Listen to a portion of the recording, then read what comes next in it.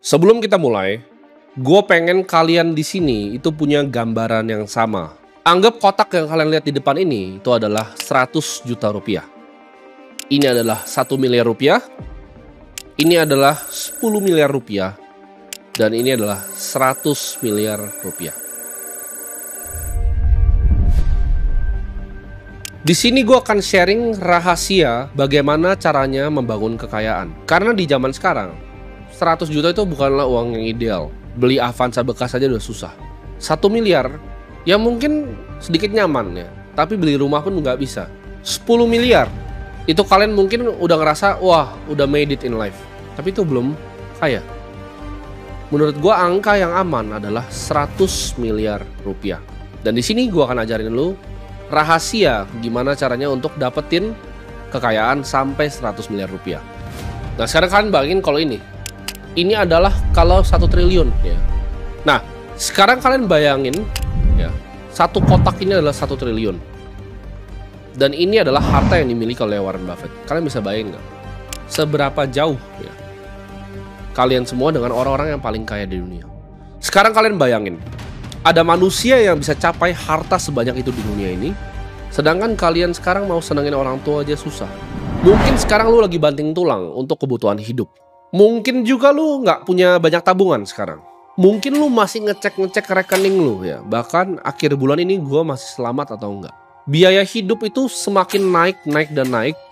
Tapi lu ngerasa kok gue punya gaji itu nggak naik-naik ya. Lu ngerasa gaji lu itu kenapa nggak pernah cukup. Kenapa gaji gue nggak bisa naik? Kenapa gue nggak bisa dapetin uang lebih? Bahkan mungkin lu adalah sekarang seorang pelajar yang sedang cari-cari pekerjaan ya sampingan. Coba belajar yang giat untuk dapat nilai yang bagus untuk mendapatkan pekerjaan yang lu mimpikan dari kecil. Mungkin lu adalah pelajar yang mengejar ya mungkin nilai yang semu ya di era yang serba digital dan cepat berubah ini. Lu mungkin bahkan gak punya uang, bahkan sekarang masih jadi beban orang tua ya, belum bisa bikin uang, hanya membebani orang tua minta-minta duit kerjaannya sambil nongkrong. Menjadi kaya, punya uang itu rasanya mungkin hanya seperti mimpi belaka. Lu mungkin sekarang bertanya gitu, gimana sih cara mereka melakukannya? Kok ada orang yang bisa sekaya itu? Apalagi lu mungkin mikir, oh ada yang bisa sukses di usia muda. Ini bikin lu kebingungan. Ini mungkin bikin lu marah. Atau mungkin perasaan benci ya. Mungkin kata-kata di dalam hati lu, mereka hoki, bapaknya kaya, mereka mah cuma bisa ini. Uang tuh gak bikin mereka berbahagia, pastinya mereka menderita, keluarganya pasti berantakan. Gua gak semintar mereka lah, mereka hoki aja, bapaknya udah kaya, gua gak ada modal, kok gak mungkin gua bisa mulai. Mungkin kalian berpikir seperti itu. Semua mimpi ya untuk bikin orang tua kalian bangga, bisa umrohin orang tua kalian, naikin derajat keluarga, beli mungkin rumah yang kalian mimpikan, lunasin KPR orang tua kalian, beli mobil yang kalian mau, itu terkesan jauh ya, bahkan traveling, punya kebebasan. Itu lama-lama semakin kalian merasa itu menjadi mimpi belaka. Lu nyampe ke penyadaran diri lu bahwa ini gamenya mah curang, lu ngerasa lu dicurangi ya. Ada orang-orang yang korupsi, mereka bisa dapat uang banyak. Kenapa semua orang curang di dunia ini? Pengusaha itu semuanya jahat.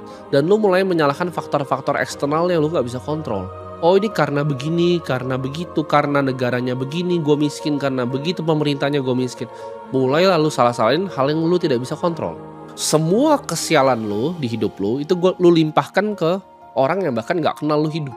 Tapi gimana kalau di sini gue kasih tahu kalian bahwa ada rumus pasti untuk kalian bisa menjadi kaya. Ada rahasia ya. Ini formulanya pasti. Dan lu juga bisa menang seperti yang lainnya. Tertarik? Mari kita mulai. Mungkin lu yang pertama datang ke sini atau kenal gue ngerasa gue itu bohong. Tapi di sini gue akan kasih kalian seperti 2 jalan ya. Ibaratnya kalian mau telan pilnya atau enggak. Tapi gue kasih tahu, jalan ini bukanlah jalan yang mudah. Jalan ini adalah jalan yang penuh penderitaan, kesengsaraan, dan jalan yang penuh pengorbanan. Dan gak semua orang ya, mungkin dari ratusan ribu atau mungkin sampai jutaan yang nonton ini, yang berhasil itu gak nyampe 1%. Lu harus bisa telan kebenaran pahit ya, yang selama ini lu gak mau denger. Kebenaran pahit yang tidak pernah diajarkan oleh keluarga lu sendiri dan sekolah. Karena faktor lingkungan itu berpengaruh. Biasanya orang miskin ketika punya anaknya itu akan merasa dia gak akan pernah bisa jadi kaya karena kondisi keluarganya sudah seperti itu. Dan seperti gue bilang sebelumnya, Jalan ini gak akan mudah dan mungkin banyak yang gak berhasil dan mati mencoba di jalan ini. Tapi di sini gue kasih tahu kalian, di ujung jalan ini, kalau kalian sampai pilih jalan ini, itu ada kekayaan lebih dari yang kalian pernah bisa bayangkan. Lebih dari yang bisa kalian pakai, dan itu akan memberikan kalian kebebasan untuk kalian pengen berada di mana. Karena uang tuh fungsinya sebenarnya untuk apa sih? Untuk lu gak pernah harus bangun kalau lu gak mau bangun. Untuk lu harus gak pernah ketemu orang kalau lu gak mau ketemu orang. Supaya jadwal lu itu kosong. Lu hanya mau lakukan apa yang lu pengen lakukan di dunia ini. Sama seperti gua. Kebebasan untuk gak pernah mikirin uang lagi, dan uang itu gak pernah jadi masalah di hidup lu. Ini video gua terinspirasi dari buku gua sendiri yang gua tulis ya 10 tahun lalu. Gua tulis di situ dimana uang itu, gua gak pengen uang tuh jadi masalah lagi di hidup lu. Dan gua waktu itu pernah tulis, target gua di situ masih ada bukunya sampai sekarang. Gue pengen punya 100 miliar di umur 35 tahun. Karena gue mencapai itu ternyata jauh lebih mudah. Dan gue berjanji di buku itu, kalau sampai gue capai tujuan gue itu, gue akan bantu sharing ke orang lain apa yang gue pelajari. Dan gue akan sharing isi buku itu di sini. Gue mungkin bukan level kayaknya Warren Buffett atau 9 naga, ya. Tapi gue yakin gue bisa ngajarin kalian, at least kalau dapat uang kayak gue, itu uang yang lu gak usah pernah mikir kalau lu mau makan, gak usah pernah mikir kalau mau beli mobil, gak usah pernah mikir kalau mau beli rumah. Itu uang yang lu hambur-hamburin juga udah gak habis lagi. Karena gue udah mencapai jauh lebih dari target gue tadi di umur 35 tahun di usia yang lebih muda, ya. 10 kali lipat, 11 kali lipat, bahkan 12 kali lipat. Jadi sini gue mau ajarin kalian untuk dapetin uang more than you ever need, ya. More than you ever know what to do even with the money. Ini gue akan pertama breakdown dulu dari pemikiran kalian ya. Karena kalian untuk bisa mencerna video ini, kalian harus punya gelas yang kosong. Karena pemahaman kalian tentang uang, ya, dari kecil kalian tahu, kalau kalian belum kaya, artinya pemahaman kalian tentang uang itu salah. Kalian nggak tahu konsep-konsep seperti apa itu uang, ya. Kalian pikir uang itu hanya menukar dengan waktu. Kalian juga nggak ngerti uang itu bisa jadi uang lagi. Kalian merasa bisnis itu yang penting punya modal. Bisnis yang penting punya ide. Sekolah juga masalahnya nggak pernah ngajarin kalian begini, dan itu nggak membantu sama sekali ya. Sekarang gue coba tanya ke kalian deh. Ya, kalian coba Google ya. Kalau kalian orang miskin yang merasa bahwa kalian nggak bisa kaya, coba kalian Google how many millionaires are self-made. Ya. Miliuner itu kalau di USD itu orang punya kekayaan 15 miliar rupiah lebih. Berapa banyak? Kalian ketemu ya. Ketika kalian Google tuh angkanya sekitar 79% di semua survei yang ada. Artinya 80% orang, ya, hampir 80% orang itu bikin uangnya sendiri dari nol, dari miskin. Kalau mereka juga bisa, kalian harusnya bisa. Cuman kalian nggak tahu rumusnya kan. Lu harus riset ya pemahaman tentang uang yang didoktrin seumur hidup. Lewat apa? Lewat keluarga sendiri, lewat lingkungan, lewat teman-teman, ya. Lewat bahan tontonan lu sendiri, ya. Kalian pernah pikir nggak kenapa orang-orang media itu bikin sinetron seperti itu? Orang kaya selalu apa? Betul, jahat. Ya. Kalian selalu potret orang kaya di jalan tuh kalau pakai mobil supercar itu jahat. Kasus-kasus yang lu lihat dari media massa. Orang kaya selalu apa? Dia tertangkap korupsi, dia begini, dia begitu, ngerampok uang rakyat, begini begitu. Tapi kalian harus tahu semua itu adalah hanya panggung sandiwara. Ini semua bagian dari permainan mereka. Pemikiran paling berbahaya, ini gue kasih tahu kalian, formula yang bahaya ya. Kan ini gue mau kasih formula yang benar, ini formula yang bahaya. Formula yang paling berbahaya di dunia adalah mikir uang itu sama dengan gaji. Formula yang paling berbahaya adalah mikir uang itu hanyalah gaji dari pekerjaan. Ini akan bikin lu cuman mau cari kerja ya. Lu sekolah ya, nilai bagus-bagus untuk cari kerja. Lu bangun pagi, lu nafas hanya untuk cari kerja. Lu mau tuker terus waktu lu untuk uang. Kalau lu beneran pengen kaya, lu pengen di jalan yang gue sharing ini, lu harus buang jauh-jauh mentalitas bahwa uang itu adalah gaji dari pekerjaan. Kita di sini semua ya, lu dan gue di sini itu punya satu resource yang paling berharga di dunia, yaitu waktu. Mau lu pakai untuk apa kan pertanyaannya? Waktunya. Karena resource yang terbatas tuh waktu. Uang tuh ada banyak sekali ya. Ada literally orang yang cetak uang dari langit. Gue kasih contoh ya. Lu jadi kasir nih. Lu nuker apa? Waktu lu untuk uang. Dan anggaplah lu jadi kasir yang terbaik di dunia. Apakah lu akan jadi orang kaya dengan jadi kasir yang terbaik di restoran itu? Jawabannya tidak. Apakah lu kurang kerja keras? Lu kerja keras kok dari pagi sampai malam. Tapi kenapa lu gak bisa kaya? Itu pertanyaannya kan. Karena formula yang lu pakai salah. Karena fungsi uang ya bagi orang kaya, untuk orang seperti gue, apa sih fungsi uang itu? Untuk gak pernah datang ke meeting yang gue gak mau, untuk gak pernah ketemu orang yang gue gak mau, untuk bisa bilang fuck you. Makanya ada terms ya, namanya fuck you money. Karena kalau lu nyampe uang certain 1 triliun, there's a lot of things yang lu bisa lakuin. Orang senggol lu bisa cabut dia sampai akar-akarnya. Banyak hal yang lu bisa lakukan ya, yang memberikan lu kebebasan dalam bergerak. Sekarang gue kasih contoh ya. Misalnya ini gue pindah lah ke negara sebelah aja biar lebih kondusif pembicaraannya. Kita ke Singapura. Let's say lu buang sampah gitu kan. Kalau lu buang sampah sembarangan, itu lu akan kena fine. Atau lu parkir sembarangan, mobil lu dikunci, terus lu kena fine. Lu disuruh bayar lah intinya ke pemerintah. Kalau ada pelanggaran yang bisa dibayar, berarti ada nggak pelanggaran itu? Nah, itu pertanyaan menarik. Lu ngerokok sembarangan kena fine. Tapi gue berani nggak di sana? Misalnya, ya gue bukan orang yang buang sampah, tapi gue kasih contoh. Berani nggak gue buang sampah? Berani gue. Berani nggak gue ngerokok? Berani. Kenapa? Karena cuma bayar fine. Basically itu nggak ada untuk gue. Tapi untuk orang yang gaji UMR kena fine $300, kena sing 300, itu udah selesai habis uang. Untuk gue, kalau gue kena fine, bayar aja bos. Gitu. Itu adalah kebebasan uang. Karena uang itu nuker kebebasan dan juga waktu. Sedangkan lu mau nuker waktu lu untuk uang, itu udah kebalik formulanya. Karena di kerjaan ya, lu dihitung berdasarkan waktu yang lu ibaratnya clock in ke dalam kerjaannya. Maksudnya apa? Lu kerja nih, misalnya gaji 4 juta. Ya, lu kerja dari Senin sampai Jumat, ya berarti berapa tuh? 5 hari.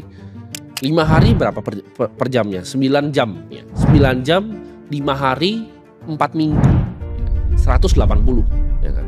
Sekarang 4 juta lu bagi dengan itu. 22.000 berarti waktu lu per jam. Lu ngumpulin 100 miliar dengan format seperti itu lu sampai tulang lu semua jadi busuk juga nggak akan pernah kecapaian. Karena gamenya bukan begitu cara mainnya. Lu nggak bisa jadi kaya lewat rute ini. Memang rute ini terkesan lebih normal ya kan, ada tangga karir dan segala macam, nuker waktu lu untuk uang terus. Soalnya percayalah, ini lu cuma akan lari di tempat. You will get nowhere lakukan ini. Tapi gua ini sebagai orang yang udah pernah nyampe ya di tujuan yang lu mau capai sekarang. Kalau lu mau pilih jalan yang gue bilang, kalau nggak mau pilih jalan yang gue bilang ya udah nggak usah nonton video ini. Gampang kan? Tapi kalau lu mau capai ini, gue kasih tahu ini bukan rutenya. Orang bilang, oke, bisa kok kaya dari tingkatin gaji sampai jadi direktur segala macam. Betul, tapi lu harus hidup sangat frugal ya. Lu harus hidup sangat hemat. Gue itu bukan mau ngajarin kalian kaya di umur 65 karena gini. Lu jadi dari bawah nih, misalnya lu kerja di bank, terus lu jadi direktur utama umur 65 gitu kan. Terus lu mau pensiun, terus gajinya udah besar, miliaran gajinya. Terus lu frugal hidupnya. Tapi apa yang hilang dari waktu hidup lu? Nah, itu kunci di depan situ. Apa yang hilang dari hidup? Waktu lu udah nyelip bos. Lu tiba-tiba, gue udah 65 pensiun. Hal paling berharga di hidup lu itu udah slip away. Jadi itu bukan jalannya. Lu kalau mau jadi super kaya, lu harus lakukan itu di umur yang muda untuk benar-benar menikmati hidup ini. Lu gak bisa kaya umur 65 itu gampang, semua orang bisa. Nothing special di direktur 65 tuh kan nothing special. Semua orang di sini gue yakin kalian pasti bisa ya. Dengan fokus di satu industri, cukup tekadnya pasti bisa. Tapi kalau kalian mau uang sebanyak itu yang lu nggak tahu bahkan lu ngapain dengan uang ya, lu nggak bisa pakai rute itu. Itu lu harus hidup frugal, baik-baikin orang. Kalau meeting datang siap gitu. Ntar udah tua jadi komisaris independen, tetap datang ke board meeting, itu nggak enak. Dan sekarang mungkin lu tanya ke diri lu setelah gue jelasin yang tangga karyawan tadi dan menabung di umur 65.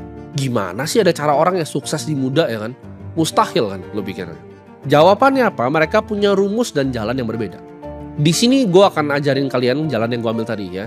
Nama jalannya adalah jalan kapitalisme. Ini cara kapitalisme bekerja. Ini kalian gak akan ketemu dimanapun. Kapitalisme itu adalah semua adalah market ya.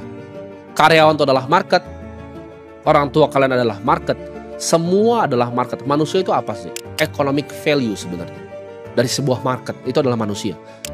Jadi semua orang yang kalian lihat di sekitar kalian, it's the market ya. Pasar modal finansial itu juga market. Tapi manusianya sendiri itu juga market. Kalian bingung, maksudnya apa? Lu akan dibayar ya, lu akan dilempari uang sebesar value yang lu kasih ke market. Itu rumusnya. Bahkan bukan value kalau gue revisi, perceived value ya. Orang nganggep lu itu valuable atau enggak di market. Gue kasih contoh sederhana, Apple ini. Ini adalah contoh ya, value di market. Lu bisa nggak bikin seperti ini? Lu bisa nggak bikin shipping dari China se-efisien ini? Bisa nggak lu bikin produk dengan harga sini sebagus ini? Jawabannya nggak bisa. Itu kenapa dia perusahaan $3 triliun. Gue kasih contoh bahkan yang lebih gampang kalian mengerti dah, nggak usah bisnis. Orang aja. Gue kasih contoh Raffi Ahmad di sini. Kalian banyak yang mungkin kesel dalam hati kalian. Bahkan nih gue yakin ya, agensi yang pernah endorse dia mungkin kesel. Kok dia sekali endorse 100 juta, kok gue gajinya 3 juta. Mungkin anak-anak agensi ini kesal banget gitu. Ih, dia cuman postingnya begini. Tapi mereka lupa, perceived value Raffi Ahmad di masyarakat itu lebih besar dibanding lu orang agensi. Lu itu gampang digantiin, Raffi itu nggak bisa digantiin. Kenapa jurnalis yang kerja di tempat gua yang tulis berita itu uangnya lebih banyak dibanding office boy? Karena semua orang, gua tarik orang asal di bawah, supir gua deh gua tarik sini, suruh ngepel, bisa jadi office boy. Perceived value di masyarakatnya rendah, atau di market gua sebutnya kapitalisme. Kalau misalnya jurnalis, lu perlu belajar untuk cara nulis dengan baik. Editor video, lu perlu bisa untuk mengoperasikan software seperti DaVinci. Itu ada skill yang masih dipelajari. Akuntan, lu harus bisa, lu harus ngerti perpajakan, lu harus ngerti bikin buku. Sedangkan office boy cuma ngepel, semua orang bisa. Ya. Jadi kalian paham di sini, perceived value lu di masyarakat itu sebesar apa. Gue kasih contoh artis lagi. Kalian pasti ngerasa mungkin beberapa waktu ya, selain Raffi Ahmad tuh banyak yang dulu terkenal, tapi sekarang udah lebih nggak terkenal. Karena value-nya mereka apa di masyarakat? Yaitu entertainment, ya, media dan entertainment. Masyarakat suka untuk nontonin keluarga-keluarga mereka. Tapi kalau yang nggak bisa bertahan di atas, akibatnya apa? Market akan value mereka lebih rendah, paham nggak? Makanya artis itu berganti terus. Ya. Siapa yang bisa stay on top itu sulitnya minta ampun. Karena ini free market, bebas, semua orang boleh untuk jadi artis, ya kan? Asal lu mungkin ganteng, lu bisa ngomongnya bagus, lu bisa jadi artis. Perceived value-nya tinggi di masyarakat. Karena di permainan kapitalisme ini pemenang akan dapat semuanya. Jadi kalau Raffi itu pemenang di artis, dia akan dapat semua kuenya. Penting. Kalau lu trader yang paling jago di market finansial, lu akan dapat semua kuenya. Kalau lu Ken Griffin Citadel, lu bisa dapat semua kuenya. Ya. Ini bukan seberapa keras lo bekerja. Kayak gue bilang tadi, OB itu kerja lebih keras lo mungkin. Dia bangun lebih pagi, ngangkatin galon, capek, bolak-balik. Tapi kenapa jurnalis yang cuma duduk bisa dapat uang lebih banyak? Sederhana. Jawabannya perceived value. Jadi kalau lu mau dapat uang sebanyak-banyaknya, tingkatin value lu di market. Nah pertanyaan emasnya sekarang lu mikir gitu. Oke ya gue ngerti, tapi gimana caranya gue bisa tingkatin value gue di market? Jawabannya, kalau ini kan gue mau bilangnya kaya dari usia yang muda ya. Lu harus cari industri yang paling revolusioner untuk create sebuah value. Contohnya Rockefeller zaman minyak, ya gue sering bilang Vanderbilt zaman dulu. Bill Gates dengan softwarenya, Airbnb. Lu harus di industri paling depan. Karena capital yang berani diresikokan sama para investor ya, di industri yang paling depan, industri masa depan itu banyak ya. Namanya kita sebut risk capital. Capital yang siap untuk rugi. Mereka berani untuk betting the next Amazon, the next Microsoft besar ya. Dan lo bisa mendapatkan uang di sana. Gue kasih contoh usaha sederhana ya. Usaha ini akan gue pakai idenya yang gue miliki untuk kita bahas sampai akhir. Mau buat nih misalnya, ini video seperti ini ya. Permasalahan yang gue punya apa sekarang? Gue kalau mau ngedit short form, gue mesti minta editor potong.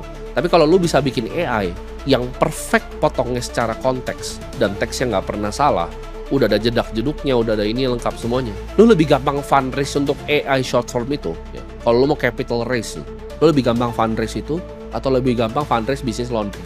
Jawabannya AI short form itu akan lebih gampang jauh. Ombak itu akan jadi hal paling luar biasa kalau lu bisa surfingnya dengan benar. Karena orang kaya itu kebanyakan surfing ombaknya cuma sekali. Dia dapat momentum, dia surfing, dia jadi kaya raya. Dia tangkap ombak. Itu pengalaman pribadi gue. Satu ombak ya. Gue cuma ngomong satu ombak itu bisa ngubah semua hidup. Lu mau capital, lu harus bisa selesaikan masalah yang ada di market. Contohnya tadi gue bilang, ini gue kasih ide ya. Tapi ide itu tai.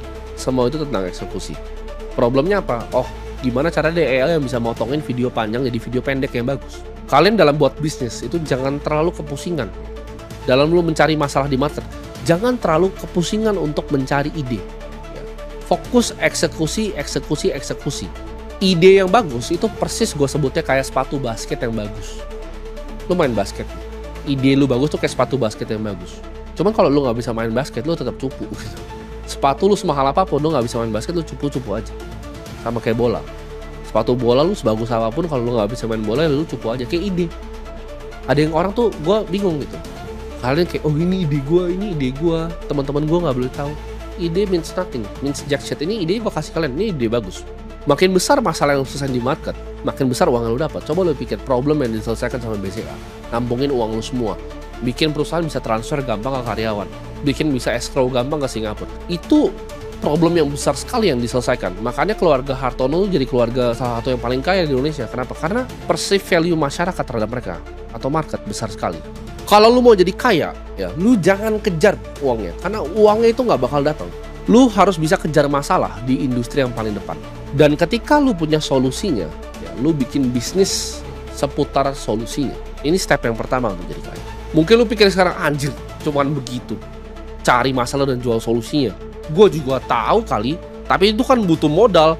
Kan itu perlu pakai coding gitu. Gue nggak bisa coding, gimana cara gue bikin short form untuk AI? Gue nggak ngerti. Gue ngedit aja nggak bisa, itu butuh modal. Bukan gue nggak punya skillnya. Nah tunggu dulu ya. Itu lu barusan tadi balik ke pikiran primitif lu di awal video ini yang gue bilang tadi tentang uang. Makanya kalau lu mau nonton video ini, kosongin gelas lu. Ya. Kalau lu udah mikir, oh cuman begitu, gak ada modal nih, gue nggak ngerti coding, nggak bisa buat AI, lu nggak akan bisa ikutin jalan yang gue mau kasih ini. Coba lu diam sejenak, lu pejamkan mungkin mata lu pikir, mulai dari sini. Problem, masalah apa yang sekarang dialami sama lu sendiri? Masalah apa yang dialami sama keluarga lu? Masalah apa yang lu dengar di masyarakat? Yang orang berharap, please coba ada solusinya ini. Yang orang ngerasa ini masalah ini gak pernah ada solusinya. Apa yang market bilang mereka pengen banget ada tapi belum ada. Selalu mulai dari problem. Gue bilang tadi, kalau gue melihat ada problem yang gue alami sendiri, yaitu AI yang bisa motong short form secara efisien. Ketika lu udah menemukan problem seperti itu, ya ini biasanya bahkan problem lu sendiri yang lu selesaikan masalahnya, lu pengen ada solusinya. Nah ketika lu udah ketemu masalahnya, kita lanjut ke step selanjutnya. Step kedua, yaitu menggunakan yang namanya leverage untuk solusinya. Archimedes pernah bilang, give me a lever long enough and a place to stand and I will move the earth. Artinya apa? Kasih gue pengungkit yang cukup panjang, kasih gue tempat berdiri, dan bumi akan gue gerakin. Itu adalah kekuatan dari leverage, ya. Pengungkit. Ini gue kasih kalian secercah gambarannya. Leverage paling tinggi di era sekarang itu apa? Leverage paling tinggi adalah produk tanpa biaya tambahan jika dijual berkali-kali. Kalian mungkin bingung, apa itu produk tanpa biaya tambahan kalau dijual berkali-kali? Contohnya adalah Netflix. Filmnya cuma diproduksi sekali, tapi bisa dinonton 10 juta orang barengan tanpa additional cost, tanpa biaya tambahan. Leverage ini yang bisa bikin lu super kaya, yang bisa bikin uang di saat lu lagi tidur. Software yang tetap laku ya di saat lu lagi tidur. Pekerjaan di mana lu tuker, lu punya waktu untuk uang, itu tidak ada leverage-nya sama sekali. Leverage itu bikin orang tuh justru kerja sama lu. Ya. Leverage itu bikin lu punya karyawan. Ya. Dari hasil produk, ya, solusi yang lu jual tanpa ada biaya tambahan per marginal cost of produknya. Keuntungan dari situ lu pakai untuk bayar waktunya orang. Itu adalah leverage. Orang kerja untuk lu. Itu leverage. Ini gue kasih gambaran ya, bisnis yang punya leverage, solusi yang punya leverage. Oke, masalah orang apa? Masalah orang adalah misalnya contohnya dia nggak bisa ngiklan. Lu bikin advertising agency, ya itu menyelesaikan masalah, solusi kan yang lu jual. Ke 10 klien gitu, satu klien 10 juta selama 100 juta. Congrats ke diri lu sendiri. Lu baru dapat pekerjaan yang sangat mahal aja, itu bukan leverage. Tidak ada leverage di sana, karena lu mesti bekerja. 10 klien kerjanya makin banyak, waktunya mungkin lu udah nggak bisa tidur lagi by the time lu punya 10 klien. Ya, lu baru kehilangan leverage di hidup lu. Sedangkan kalau lu bikin software, gimana caranya nembak Facebook Ads, ya langsung targeted the pixelnya. Ini mungkin kalau anak-anak advertising pasti tahu. Itu dia bisa langsung AI, A/B testing, ya headline-nya apa, copy-nya apa, kreatifnya apa, semuanya pakai AI itu. Terus dia hitung ROAS-nya ini berapa yang paling efisien. Itu lu bisa jual 10 juta per bulan yang sama ke 100.000 orang sambil lu tidur. Itu leverage, itu lu bisa jadi luar biasa kaya. Paham gak? Kalau lu cuma tuker waktu lu untuk uang, agency, 10 juta per bulan, 10 orang lu kerjain sendiri. Itu lu 100 juta. Itu kaya menurut sebagian banyak orang, tapi bukan kaya yang gua maksud di sini. Tapi kalau lu bisa bikin 10 juta per bulan, itu dikali misalnya gak usah 100.000. 1.000 orang. Lu bikin uang per bulan udah berapa? Dengan software AI lu itu. Itu gambaran dari leverage. Itu kenapa Bill Gates bisa luar biasa kaya. Karena semua perusahaan yang gua tahu di gedung ini dari atas sampai bawah, itu pasti ada install Microsoft di sini. Pasti ada pakai Excel. Pasti ada pakai presentation. Delegasi itu juga adalah format dari leverage. Mau lu ngerasa lu yang paling jago di dunia, ya. Gue juga dulu pernah ada di tahap yang gue pengen ngedit video sendiri gitu. Mau lu sejago-jago di dunia, percayalah ada orang lebih jago dari lu. Delegasi, ya, format dari leverage. Ketika lu udah lihat sebuah problem di masyarakat. Kayak tadi, orang nggak bisa potong ngedit ini dengan cepat ya. Lu bikin solusinya, lu coding gitu, lu buat solusinya. Lalu lu balut solusinya dengan leverage tadi. Produk yang tidak ada biaya tambahan per 1 unit dari cost-nya. Itu lu akan jadi luar biasa kaya dan uang itu akan dilemparin ke lu. Nah sampai tahap ini aja sebenarnya lu udah bisa mendapatkan 100 miliar. Tapi kan video ini gue mau bahas rahasia beneran tentang uang ya. Jadi yang gue mau kasih ini nggak cuman di depan, tapi ini yang pengetahuan gue pribadi tentang uang. Ketika lu udah punya bisnis, gue sebutnya ya, usaha ini tadi, ada problem di masyarakat beneran, lu berikan solusinya ke mereka, lu balut dengan semua leverage yang gue sebut tadi. Dengan pengukit tadi, saatnya masuk ke part 3. Jadi kaya raya mampus-mampus luar biasa kaya. Lu bakal mikir, mungkin gue ngomong, oke, abis bikin duit dari bisnis lu investasi gitu. Enggak. Gue gak bahas tentang itu. Itu semua orang juga tahu. Tapi ini gue akan kasih rahasia kenapa Pak Prayogo Pangestu bisa jadi orang paling kaya nomor 1 di Indonesia. Kenapa gue bilang tadi, keluarga Jarum, Hartono family itu bisa jadi kaya sekali di Indonesia. Ini adalah tahap paling akhir dari sistem kapitalisme ini. Kalau mesin lu udah jalan, gue sebutnya mesin aja deh. Mesin udah jalan, yang tadi gue bilang, kuncian tadi ada leverage-nya, semua udah jalan, udah ada karyawannya, udah ada sistemnya, udah ada manajemennya. Ketika mesin udah jalan, bikin orang lain tertarik untuk punya bagian kecil dari mesin lo. Itu rahasianya. Hal paling berharga yang lo punya dalam bisnis lo, itu adalah equity atau saham, kepemilikan lo di dalam bisnis lo sendiri. Ini yang bikin orang tuh bisa jadi super konglomerat. Mereka memanfaatkan market yang paling efisien, yaitu pasar modal. Gimana caranya mendapatkan uang publik untuk monopoli pasarnya lagi? Ya, ini yang Warren Buffett lakukan. Awalnya dia bikin tadi yang gue sebut tadi. Ya. Ketika dia punya asuransi, menyelesaikan masalah orang, kalau orang ketabrak mobilnya dia cover, ya kan? Itu masalah terus dihitung pakai aktuaria untuk mendapatkan floatnya. Itu adalah masalah yang diselesaikan dengan solusinya dia berupa Geico, dapat uang. Dia buat ini dalam format Berkshire Hathaway. Lalu apa yang dia lakukan? Dia bikin orang lain tertarik dengan kepemilikan Berkshire Hathaway. Jadi uang ditaruh ke dia, uang dari asuransi masuk ke dia, uang publik masuk ke dia bebas berinvestasi. Dia bebas untuk mendapatkan return on invested capital, ROIC. Bikin orang lain pengen berpartisipasi dapat bagian kecil dari equity lo. Ini hal yang powerful sekali. Kenapa? Contohnya seperti ini. Gue punya perusahaan nih, saya punya bank ya. Gue punya bank yang sudah IPO. Gue janjiin nih ya, 3 bulan lagi gue akan ada program seperti ini. Gue akan develop misalnya aplikasi wealth management seperti ini. Gue ngomong tuh di shareholders meeting, gue taruh di presentasinya, earnings call gue kasih tahu juga target gue mau seperti apa. Apa yang terjadi dengan publik? Kalau publik percaya dengan gue sebagai manajemen, dia akan kasih uangnya kan. Ketika dia kasih uangnya itu baru gue pakai untuk bikin produknya beneran. Ngerti gak lo? Ini gila banget gitu. Jadi lu bisa janjiin sesuatu, lu dapat uang dulu baru lu bikin. Terus ini cycle ulang terus. Ketika lu tepatin janjiin lu bisa janjiin sesuatu yang lebih besar lagi. Karena dunia ini semua itu panggung sandiwara, dan gue kasih tahu, it's all a Ponzi scheme. Semua di market finansial itu adalah Ponzi scheme. Orang janjiin dulu dapat uangnya baru dia buat. Orang janjiin dulu dapat uang baru dia buat. Tapi bedanya dengan skema Ponzi yang scam adalah, kalau yang scam itu meledak karena uangnya dibawa lari. Kalau ini uangnya nggak dibawa lari, tapi skemanya itu sama. Lu janjiin orang dulu. Itu kan perusahaan TBK seperti itu. Oke, gue ada tanah sebesar ini, saya akan bangun loh. Belum saya bangun, tapi orang udah berbondong-bondong untuk beli sahamnya. Paham gak kalian? Ini salah satu yang disebut naga juga nih. Usahanya seperti itu. Dia janjiin, oke, saya punya tanah sebesar ini nih, ya. Saya akan develop sekian. Kalian hitung ya, per meternya itu rumah itu bisa misalnya 15 juta sampai 20 juta per meter. Tanah land bank saya sebesar ini, saya akan develop. Kamu percaya gak saya akan develop? Oke, saya percaya karena kamu naga. Saya kasih uangnya. Akhirnya apa? Jadi ke develop beneran. Itu stage akhir dari kapitalisme. Lu manfaatkan uang dari publik. Karena setiap kali lu beli saham, yang menang tuh siapa? Yang punya sahamnya. Ya.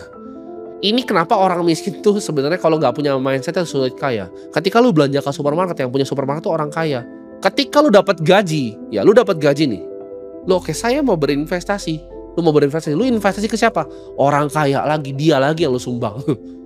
Lu sumbang semua uang lu, semua energi lu ke dia. Karena lu tidak mengerti framework yang gue ajarin di sini. Ini spiral kekayaan yang menuju tak terbatas kayak tadi. Gue punya lahan, gue mau develop begini, minta uangnya dulu. Ini yang dilakukan sampai level tertinggi, Nvidia. Oke, gue mau buat chip Blackwell, sahamnya berat. Oke, dia punya duit untuk research and development, akhirnya jadi beneran chip Blackwell-nya. Kenapa Jensen Huang bisa sekaya itu? Karena dia punya bagian ya dari semua Nvidia. Dia punya equity. Equity is the most important thing yang lo harus punya. Dia master dari semua yang gue bahas di sini. Ibarat kalau dulu ada gold rush, orang nyari emas, dia itu yang jual shovelnya. Semua orang berbondong-bondong ke AI. Oke, problemnya apa? AI itu membutuhkan chip yang sangat luar biasa baik. Dia create solusinya, keluarin Blackwell, jeder. Microsoft beli banyak. Gitu. Dia dapat uang. Lalu dia janji lagi mau bikin apa ke depannya. Dia dapat uang, ntar jadi kenyataan beneran. Ya. Itu siklus spiral menuju orang paling kaya di dunia. Makin besar perceived value lu. Jensen Huang itu value besar sekali. Perceived value masyarakatnya makin besar, uang akan dilempar ke lu. Pahami benar yang gue bilang di video ini. Kalau kalian nggak paham bagian-bagian yang gue ngerti, coba ulangi lagi. Sampai 10 kali aja lu ulangi video ini. Lu resapin betul-betul. Dan gue janji, lu akan bisa dapetin uang lebih banyak dari yang lu pernah bayangin di hidup lu. Kalau lu benar-benar ngerti yang gue ngomong. Karena gue yakin yang ngerti ini cuma 0,0001 sebenarnya. Yang benar-benar, dia ada momen kliknya gitu ketika nonton ini. Lu bisa capai semua mimpi lu untuk lunasin KPR orang tua lu. Bahkan beliin mereka penthouse, beli supercar. Beli 10 supercar.